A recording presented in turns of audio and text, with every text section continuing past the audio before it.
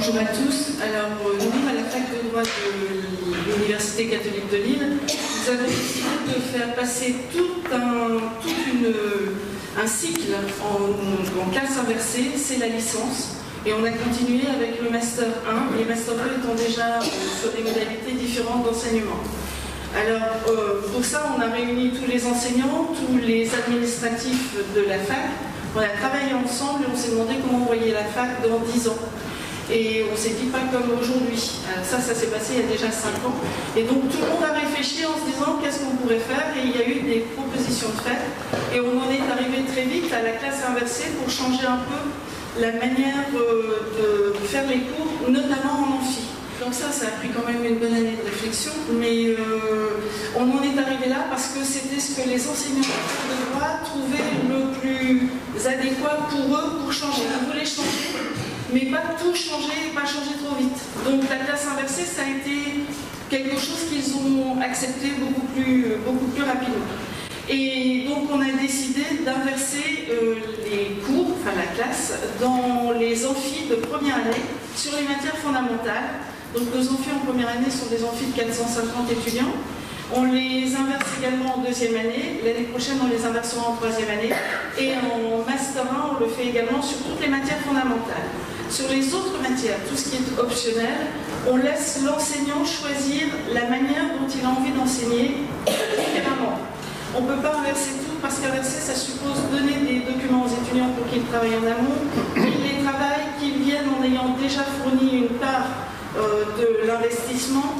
Et donc, si on inverse tout, les étudiants n'auront jamais assez de temps. Donc, pour ça, on a d'abord travaillé sur les matières fondamentales. Les autres enseignants font des voyages apprenants, ils modifient leur manière de faire, mais pas en inversant la classe, donc pas en demandant aux étudiants de travailler en amont.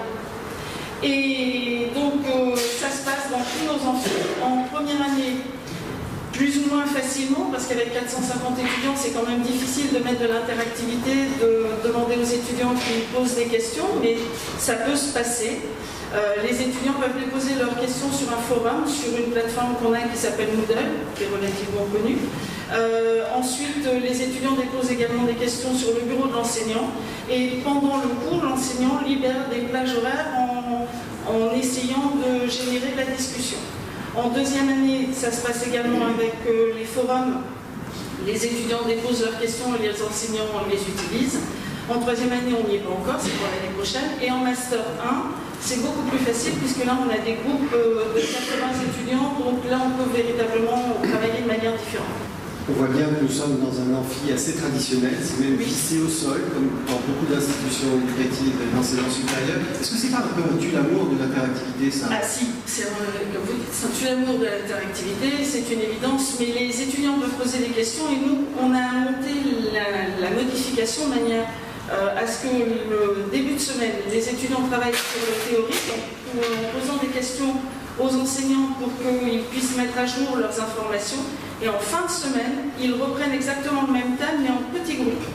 Et donc là, ils n'ont que 3 heures de cours sur la journée, en fin de semaine, le jeudi et 3 heures le vendredi, où on travaille à fond la mise en application pratique des connaissances théoriques qu'ils ont eues le lundi.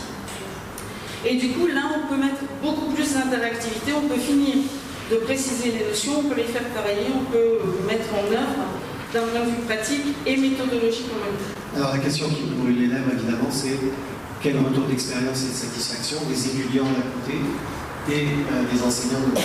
Alors, retour de satisfaction pour nous, l'année dernière, en première année, on a eu un taux de réussite à la première session de plus de 70%. C'est plus que d'habitude? Ah oui. Au mieux, on montait aux alentours de 55-60%. Là, on était à 70% de taux de réussite dès la première session. Pour les étudiants, le taux de satisfaction n'était pas génial au départ, parce qu'il faut qu'ils travaillent plus en amont. Aïe, ça démarre mal. Eh oui, il faut qu'ils s'investissent plus en amont et du coup, au départ, on a quelques freins. Et puis ensuite, bien, tout le monde s'est réglé. On peut donner moins de choses à lire et des choses mieux structurées, plus intéressantes.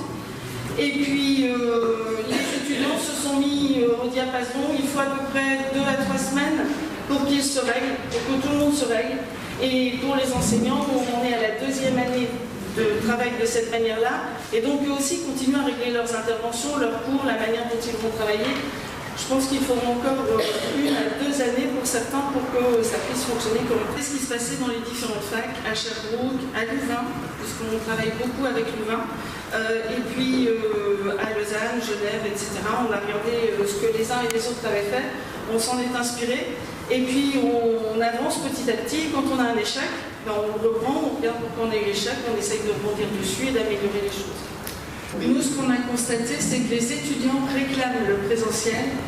Si on l'enlève complètement, ils ne se sentent pas bien, ils ont l'impression qu'ils ont des réponses par le biais d'un ordinateur. Donc on a maintenu le présentiel et on a ajouté la technologie, mais on n'enlève pas le présentiel parce que c'est important pour les étudiants, c'est ce qui fait le lien. Et pour l'enseignant aussi. Donc du coup, on motive les troupes en totalité en ne les supprimant pas en présentiel et en physique.